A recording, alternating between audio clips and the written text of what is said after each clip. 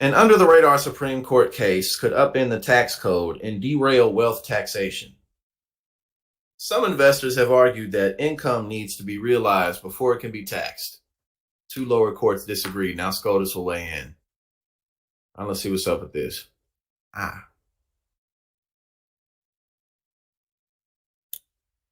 With consequential Supreme Court rulings on topics like abortion and voting rights in recent years, Americans may be forgiven if their interest isn't exactly piqued by a legal battle concerning the tax code. But a case currently in front of the High Court, although it has largely flown under the radar, has huge implications. It could rewrite parts of the tax code and nix any hopes for the introduction of a wealth tax in the future. Oh boy, yippee.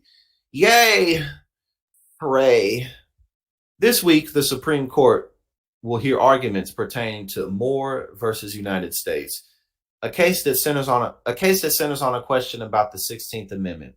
That amendment, ratified in 1913, concerns income taxes and says that Congress shall have power to lay and collect taxes on incomes from whatever source derived without appointment among the several states and without regard to any census or enumeration. Okay, so basically it's like, yo, boom, boom, income taxes. Congress got to raise them or lower them. The case itself was brought by plaintiffs Charles and Kathleen Moore, and at its core, tests whether income needs to be realized in order to be taxable. In other words, it's a question as to whether the government has the power to tax unrealized income or money that has yet to come in or hit someone's bank account. Here's a breakdown of the case, point by point. The case dates back to the mid-2000s when the Moores invested $40,000 in an Indian company, Kisan Craft Machine Tools, in exchange for 13% equity. Over the years, Kisan Craft has grown, meaning that the value of the Moores' investment has grown as well. But the Moores say they have not received any distributions or payments from the company. Any gains from their investment at this point are unrealized. Okay. Rules introduced under the Tax Cuts and Jobs Act passed under the Trump administration in 2017 dictate that U.S. taxpayers who own more than 10% of a foreign company pay a one-time tax on their share of the company's earnings. That landed the Moores with a tax bill of roughly $15,000. The Moores paid the tax but filed a lawsuit arguing that the mandatory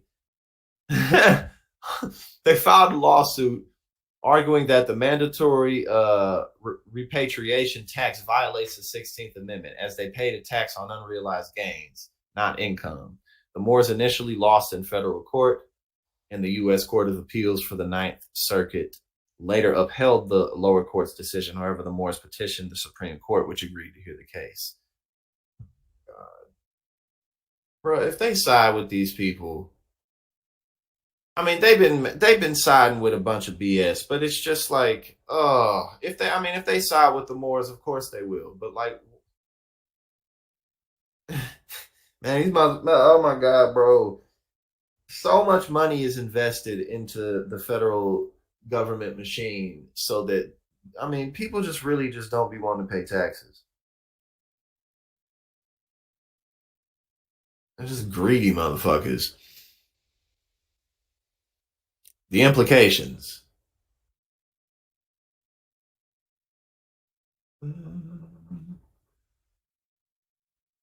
Morbius. If states get rid of property taxes, how shall we pay for public schooling? I'm sure there's definitely other ways, but that's how public school gets paid for. So if we got rid of that, then I would wonder how we would pay for public schools. Let's see. Yes, absolutely. Most of Wall Street's wealth is pure speculation, 100%. All right.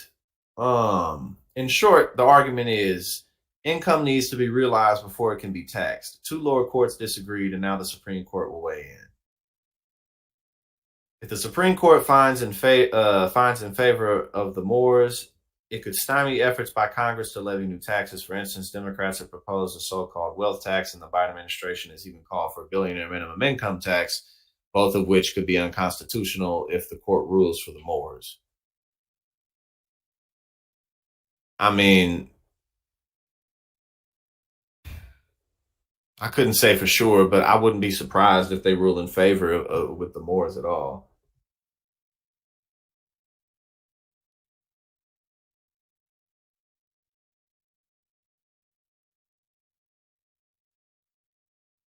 Mm, let's see. Effectively, it would change how a large portion of the existing tax code is enforced and could lead to huge losses in tax revenue for the federal government. Paul Ryan, a former Republican Speaker of the House, even noted earlier this year that, quote, a lot of the tax code will be unconstitutional in the event that the Moors win the case. As such, it's difficult to try to grasp the true fallout if the Moors suit prevails. That's what makes it such an important case, despite its relatively mundane nature concerning a lesser talked about constitutional.